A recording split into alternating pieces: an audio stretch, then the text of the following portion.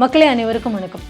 இன்றைக்கி நம்ம முப்பாட்டன் டைரியில் பார்க்க போகிற உணவு என்ன அப்படின்னு சொல்லி பார்த்தீங்கன்னா கருவாடு. ஏன்னா நம்ம தலைப்பை பார்த்தே தெரிஞ்சிருப்பீங்க, அதனால் நான் பயங்கர சஸ்பென்ஸ்லாம் நான் அதுக்கு கொடுக்க விரும்பலை.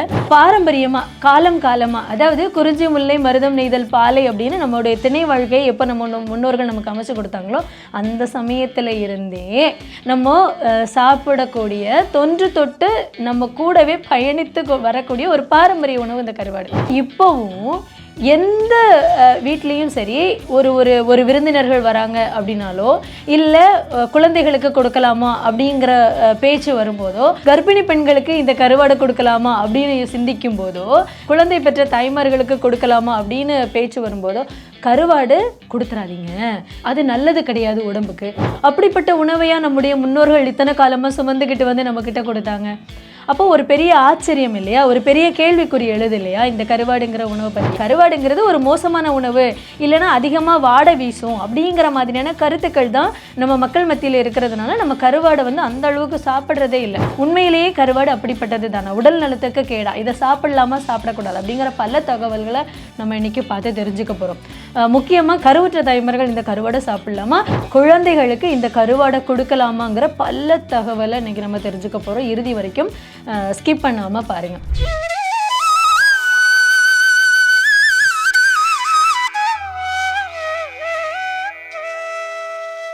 மகப்பேறு காலத்தில் ஒரு பெண்ணுக்கு கொடுக்க வேண்டிய சத்துக்கள் அப்படின்னு சொல்லிட்டு இருக்குது. நம்ம வந்து இப்போது மருத்துவமனைக்கு போகணுன்னு வச்சுக்கோங்களேன், நீங்கள் இந்தந்த சத்துக்கள் எடுத்துக்கோங்க அப்படின்னு நிறைய சப்ளிமெண்ட்லாம் வாங்கி சாப்பிட சொல்லுவாங்க. இல்லைன்னா இந்தந்த சத்துக்கள் இந்தந்த உணவுகளில் இருக்குது அப்படின்னு சொல்லி நம்மளை சாப்பிட சொல்லுவாங்க இல்லையா. அப்படி சாப்பிட சொல்லக்கூடிய உணவுகளில் டிஹெச்ஏ அப்படின்னு சொல்லி அது பெருசாக அந்த பாட்டிலில் போட்டு அந்த உணவை வந்து நமக்கு பரிந்துரைப்பாங்க. ஒரு பொடி இருக்கும், அது வந்து நமக்கு பரிந்துரைப்பாங்க. அது கண்டிப்பாக எடுத்துக்கணும் அப்படின்னு சொல்லி சொல்லுவாங்க. ஏன் அதை கண்டிப்பாக எடுத்துக்கணும் அப்படின்னு சொல்லி பார்த்தீங்கன்னா, குழந்தையினுடைய மூளை வளர்ச்சிக்கு அது பெரிய அளவில் உதவும், அது சரிவிகிதம் சரியான அளவில் இருக்கணும் அப்படின்னு சொல்லி சொல்லுவாங்க. அப்போது இந்த டிஹெச்ஏ அப்படிங்கிறது இந்த சப்ளிமெண்ட்லேருந்து தான் நம்ம எடுத்துக்கணுமா, இந்த இணை உணவு மூலமாக தான் நம்ம எடுத்துக்கணுமா, நம்முடைய உணவுகளில் அவ்வளவு கிடைக்காதா அப்படின்னு சொல்லி பார்த்தீங்கன்னா இருக்குது. அது எதில் இருக்குது அப்படின்னு சொல்லி பார்த்தீங்கன்னா இந்த கருவாட்டில் இருக்குது. அதாவது கருவுற்ற தாய்மார்களுக்கு ஃபேட்டி ஆசிட், அதாவது ஒமேகா 3 அப்படிங்கிற கொழுப்பு அமிலங்களை வந்து பரிந்துரைப்பாங்க, அதை சப்ளிமெண்ட்டாக கொடுப்பாங்க. இந்த ஒமேகா 3 கொழுப்பு அமிலம் எதில் இருக்குது, அதாவது மூளை வளர்ச்சிக்கு தேவையான இந்த கொழுப்பு அமிலம் இந்த கருவாட்டில் இருக்குது. வாரத்துக்கு 2 தடவையாவது கண்டிப்பாக உணவில் இதை சேர்த்துக்கிட்டோம் அப்படின்னு சொன்னால் கண்டிப்பாக நம்மளுக்கு ஒமேகா 3 அப்படிங்கிறது ஓரளவுக்கு நம்ம சப்ளிமெண்ட் இல்லாமலேயே கொழுப்பு அமிலத்தை நம்ம எடுத்துக்க முடியும். அது மட்டும் இல்லாமல் குழந்தை பெற்ற தாய்மாருக்கு மருந்து குழம்பு அப்படின்னு சொல்லிட்டு ஒன்று வச்சு கொடுப்பாங்க. அது சுகப்பிரசவமாக இருக்கட்டும், இல்லை அறுவை சிகிச்சையில் பிறந்த பிரசவமாக இருக்கட்டும், ஆனால் 2 பேருக்குமே இந்த மருந்து குழம்பு, ஏன்னா வயிற்றில் இருக்கிற புண்ணு வந்து ஆறணும் அப்படிங்கிறதுக்காக இந்த மருந்து குழம்பு வச்சு கொடுப்பாங்க. அது மட்டும் இல்லாமல் வயிறு வந்து நல்ல விரிஞ்சிருக்கும் இல்லையா, அப்போ பயங்கரமாக வாயுவெல்லாம் வயிற்றில் தங்கியிருக்கும். குழந்தை பிறந்த உடனே பயங்கரமாக வாயு போய் அடைச்சிட்டு இருக்கோம். இந்த வாயுவெல்லாம் வெளியே போகணும், இல்லைன்னா பயங்கர முதுகு வலி, இந்த மாதிரியான பிரச்சனைகள் எல்லாம் பெண்கள் சந்திப்பாங்க. அப்போது இந்த வாயுவெல்லாம் வெளியே போகணும், அந்த புண்ணு சீக்கிரமாக ஆறணுங்கிறதுக்காகவே இந்த மருந்து குழம்பு, கடுகு, திப்பிலி இந்த மாதிரியான பொருட்கள்லாம் சேர்த்து அரைச்சி கொடுப்பாங்க. நான் அது வந்து ஒரு ஷார்ட் வீடியோவை உங்களுக்கு போடுறேன், அந்த மருந்து குழம்பு செய்கிறது எப்படி அப்படிங்கிறத நான் உங்களுக்கு போடுறேன். அந்த மருந்து குழம்பு வச்சு கொடுப்பாங்க. எனக்கும் குழந்தை பிறந்த சமயத்தில் எங்கள் அம்மா அந்த மருந்து குழம்பை கொடுத்து அனுப்புகிறாங்க. நானும் சாப்பாட்டில் போட்டு சாப்பிடும்போது என்ன ஒரு பேச்சு வருது அப்படின்னா, ஐயோயோ கருவாடு போட்டு குழம்பு சாப்பிட்றியா, இப்போ குழந்தை பெற்ற வயிறு அலர்ஜி ஆகாதா, கருவாடு குழம்பெல்லாம் சாப்பிடுவாங்களா அப்படின்னு கேள்வி கேட்குறாங்க. எனக்கு பயங்கர குழப்பம், எல்லாத்துக்கும் மேலே ஒரு பயம் என் மனசுக்குள்ளால பரவிடுச்சு. என்னடா இது, என் பாட்டி என் சித்திக்கு கொடுத்து பார்த்துருக்கேன், எங்கள் மாமிக்கு கொடுத்து பார்த்துருக்கேன், அது எங்கள் அக்கா மாதிரி வீட்டை சுற்றி இருக்கிற பெரியவங்க பெரியம்மா இவங்கெல்லாம் இந்த மருந்து குழம்பு சாப்பிட்டு பார்த்துருக்கேன், கருவாடை போட்டு சர்வசாதாரணமாக சாப்பிட்றத பார்த்துருக்கேன்.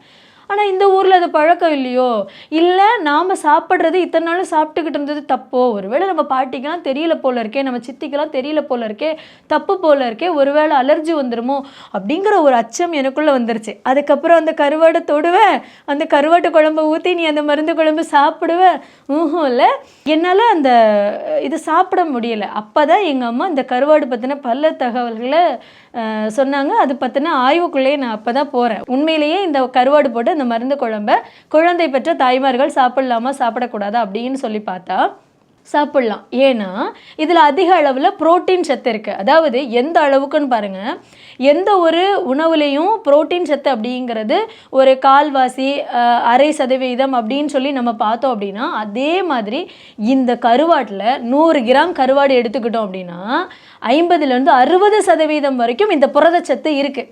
அப்போது ஒரு பெண்மணிக்கு நல்ல தாய்ப்பால் ஊறணும் அப்படின்னா இந்த புரதச்சத்து அதிக அளவில் தேவை, கொழுப்பு சத்து அதிக அளவில் தேவை, இரும்பு சத்து அதிக அளவில் தேவை.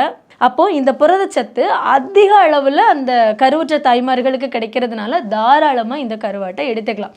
இதில் பயப்படுறதுக்கு ஒன்றுமே இல்லை. அது மட்டும் இல்லாமல் B12 அப்படிங்கிற அந்த சத்து அசைவ உணவுகளில் தான் அதிகமாக கிடைக்கும், சைவ உணவுகளில் அந்த அளவுக்கு கிடைக்காது. B12 குறைபாடு வந்துருச்சு அப்படின்னா பெரும்பாலும் நம்ம சிகிச்சை மூலமாக தான் அதை சரி பண்ண முடியும் அப்படிங்கிற மாதிரி சொல்கிறாங்க. ஏன்னா இந்த B12 சத்து குறைபாடு வந்துருச்சுன்னு வச்சுக்கோங்களேன், நம்முடைய நரம்பு மண்டலம் பெரித அளவில் பாதிக்கப்படும், நரம்பு தளர்ச்சி ஏற்படும், நரம்பு வந்து நம்மளுக்கு வலுவாக வேலை செய்யாது. அது மட்டும் இல்லாமல் நம்முடைய இரத்த அணுக்கள் இருக்கு இல்லையா, இரத்த அணுக்கள் அதிகமாக சுரக்கணும், இரத்த சோகை வரக்கூடாது குழந்தைகளுக்கு அப்படின்னா இந்த B12 சத்து கண்டிப்பாக தேவை. இந்த B12 சத்து எதில் இருக்குது அப்படின்னு சொல்லி பார்த்தீங்கன்னா இந்த கருவாடில் இருக்குது. இது எல்லாத்தையும் விட ஒரு அல்டிமேட் என்ன அப்படின்னு சொல்லி பார்த்தீங்கன்னா விட்டமின் டி. இந்த விட்டமின் டியை பொதுவாக மருத்துவர்கள் என்ன சொல்லுவாங்க அப்படின்னா, இந்த விட்டமின் டி குறைபாடு வராமல் இருக்கணும் அப்படின்னா வெயிலில் தான் குழந்தைகள் அதிகமாக விளையாடணும், வெயிலில் இருந்து தான் சூரியன் மூலமாக தான் நமக்கு இந்த விட்டமின் டி சத்து அதிக அளவில் கிடைக்குது அப்படின்னு நமக்கு சொல்லுவாங்க. விட்டமின் டி சத்து ஒருவேளை குறைஞ்சிடுச்சு அப்படின்னா மருந்து மாத்திரைகள் மூலமாக தான், அந்த சப்ளிமெண்ட் எடுத்து தான் நம்ம சரி பண்ண முடியுமே தவிர்த்து உணவு மூலமாக அந்த அளவுக்கு நமக்கு கிடைக்காது. எந்த உணவுலையுமே அந்த அளவுக்கு விட்டமின் சத்து பெற முடியும் அப்படிங்கிறது உறுதி இல்லை அப்படிங்கிற மாதிரி நமக்கு சொல்லுவாங்க. ஆனால் இந்த கருவாடில் உங்களுக்கு விட்டமின் டி சத்து அதிக அளவில் இருக்குது. வாரத்தில் 2 நாள் இந்த கருவாடை நம்ம எடுத்துக்கிற பட்சத்தில் கண்டிப்பாக குழந்தைகளுக்கு விட்டமின் டி சத்து கிடைக்கும். நம்ம பயப்பட வேண்டியதில்லை. ஏன்னா இன்றைக்கி நமக்கு பெரும்பாலான பெற்றோர்களுடைய பயமே என்னது, குழந்தைங்க வீட்டுக்குள்ளேயே இருக்காங்க, வெளியே போய் விளையாடுறதுக்கான வசதி இல்லை, நம்பி வெளியே விட முடியலை, அப்போ வெயில் வந்து எப்படி குழந்தைகளுக்கு அதிக அளவில் கிடைக்கும், சூரிய வெளிச்சம் எப்படி படும், அப்போ விட்டமின் டி சத்து கிடைக்காது, நம்ம சப்ளிமெண்ட் மூலமாக தான் கிடைக்கும் அப்படின்னு நம்ம நினச்சிக்கிட்டு இருப்போம்ல. அதை தகர்க்கிறதுக்கு, அந்த பயத்திலேருந்து வெளியே வரணும் அப்படின்னா உங்களுக்கு இருக்கிற தீர்வில் ஒன்று இந்த கருவாடு. ஒரு ரெஃபரன்ஸ் எனக்கு கிடைச்சது. அதாவது இலங்கையில் என்ன சொல்லியிருக்காங்க அப்படின்னா, குழந்தைகளுக்கு இணை உணவு கொடுக்க ஆரம்பிப்போம் இல்லையா 6வது மாதத்திலிருந்து. அப்படி இணை உணவு கொடுக்க ஆரம்பிக்கும் போது ஒவ்வொரு உணவாக நம்ம அறிமுகப்படுத்திட்டு வருவோம். அப்படி அறிமுகப்படுத்தக்கூடிய அந்த உணவில் நம்ம மாமிசத்தை அறிமுகப்படுத்தும் போது இந்த நெத்திலி கருவாடு இருக்குது பாருங்கள், இந்த நெத்திலி கருவாடை தலையை கொய்யாமல் நல்லா கழுவிட்டு வெயிலில் காய வச்சு அந்த கருவாடை பொடியாக்கி குழந்தைகளுக்கு ஒரு 2 ஸ்பூன் அப்படிங்கிற அளவில் நம்ம கொடுத்துட்டு வரோம் அப்படின்னா 6லேருந்து 7 கிராம் அளவுக்கு புரதச்சத்து அப்படிங்கிறது குழந்தைகளுக்கு கிடைக்கிது. அப்போ பாருங்கள், இந்த நம்ம பருப்பு சாதமோ எது போட்டு குழந்தைகளுக்கு கொடுக்கும் போதும் இந்த 2 ஸ்பூன் கருவாடு பொடியை, நெத்திலி கருவாடு பொடியை போட்டு நம்ம கொடுத்தா நல்ல புரோட்டீன் சத்து உடம்புல கிடைக்கும். நம்மளுக்கு விட்டமின் டி, B12 அது எல்லாமே குழந்தைகளுக்கு சேர்ந்தே கிடைக்கிது இல்லையா. அப்போ எவ்வளவு நல்ல ஒரு விஷயம் வந்து இந்த கருவாட்டுக்குள்ளே இருக்குது. ஏன் இந்த கருவாட்டை பார்த்து இவ்வளோ பயப்படுறீங்க? எப்படி, அதாவது B12 எதிலெல்லாம் இருக்குது அப்படின்னு போய் தேடி பாருங்கள், இரும்பு சத்து எதிலெல்லாம் இருக்குன்னு போய் தேடி பாருங்கள், ஏன் ஒமேகா 3 ஃபேட்டி ஆசிட் அந்த கொழுப்பு அமிலம் எதிலெல்லாம் இருக்குன்னு போய் தேடி பாருங்க. இந்த கருவாடுங்கிறத நம்ம சமூக வலைதளங்களில் சஜஸ்ட் பண்ணியிருக்கவே மாட்டாங்க, அந்த ரெஃபரன்ஸ் கொடுத்துருக்கவே மாட்டாங்க. எல்லா உணவும் இருக்கும், முட்டையில் போய் சாப்பிடுங்க, இல்லை மற்ற காய்கறிகள் வாங்கி சாப்பிடுங்க, இறைச்சி சாப்பிடுங்க அப்படின்னு பல உணவுகளை நமக்கு வந்து சொல்லியிருப்பாங்க. ஆனால் இந்த கருவாடு அப்படிங்கிறது அந்த கணக்கிலேயே வராது. ஏன் இந்த கருவாடை வந்து இப்படி புறந்தள்ளுறாங்க அப்படிங்கிறது எனக்கு தெரியல. நம்மளை பொறுத்த வரைக்கும் அதில் இருக்கிற ஒரு முக்கியமான காரணம் என்ன அப்படின்னா, அதில் அதிக அளவில் உப்பு இருக்குது அப்படின்னு காரணம் சொல்கிறாங்க. அதாவது சோடியம், பொட்டாசியம் அந்த உப்பில் இருக்கிறதுனால உயர் ரத்த அழுத்தம் இருக்கிறவங்க, இருதய பாதிப்பு இருக்கிறவங்க வேணால் இதை ஒதுக்கி வைக்கலாமே தவிர்த்து மற்ற குழந்தைகளுக்கு கொடுக்கறதுலையும் நம்ம பயப்படணும் அப்படிங்கிற அவசியம் இல்லை, கர்ப்பிணிகளுக்கு கொடுக்கறதுலையும் பயப்படணும் அப்படிங்கிற அவசியம் இல்லை. கருவுற்ற தாய்மார்கள் இந்த கருவாடை சாப்பிடலாமா இல்லையா அப்படின்னு சொல்லி கேட்டால் அதுக்கும் எந்த பயமும் தேவையில்லை, தாராளமாக எல்லாருமே இந்த கருவாடை சாப்பிடலாம். இந்த கருவாடில் இருக்கக்கூடிய இன்னொரு மிகப்பெரிய பிரச்சனை அப்படின்னு சொல்லி பார்த்தா, அதில் வரக்கூடிய அந்த கருவாடு அந்த அந்த அசைவத்தில் உள்ள அந்த வாடை, மற்ற அசைவத்தில் அந்த அளவுக்கு வாடை வராது, எல்லாமே நல்ல மணக்கும். அந்த குழம்பெல்லாம் வச்சா வீடே மணக்கும், 10 வீடு தாண்டி மணக்கும். ஆனால் அந்த கருவாடில் இருந்து மட்டும் சில சமயங்களில் அந்த ஒரு மாதிரியான அந்த ஒரு நாற்றம் வரும் இல்லையா, அதுக்கு நிறைய பேர் பயப்படுவாங்க. அது பயப்படாமல் இருக்கிறதுக்கு நம்ம என்ன பண்ணணும் அப்படின்னா, கருவாடை பார்த்து வாங்குறது தான் அதுக்கு ஒரே தீர்வு. என்னென்னா, கொஞ்சம் பச்சையாக இல்லாமல் நல்ல காய்ந்த கருவாடு இருக்கு இல்லையா, வெயிலில் நல்ல ஆக்சிஜனேற்றம் அடைந்த கருவாடு இருக்கு இல்லையா, அப்படி பார்த்து வாங்குங்க. ஏன்னா பச்சையாக இருக்கிற கருவாடை நம்ம வாங்கிட்டு வந்து வீட்டில் வச்சு நம்ம நீண்ட நாள் வச்சு சமைக்கும்போது அதில் கண்டிப்பாக புழு வந்துடும். அந்த புழுவினுடைய வாடை தான் அதில் வீசக்கூடியது. நல்ல காய்ந்த கருவாடை புழு அரிக்காது.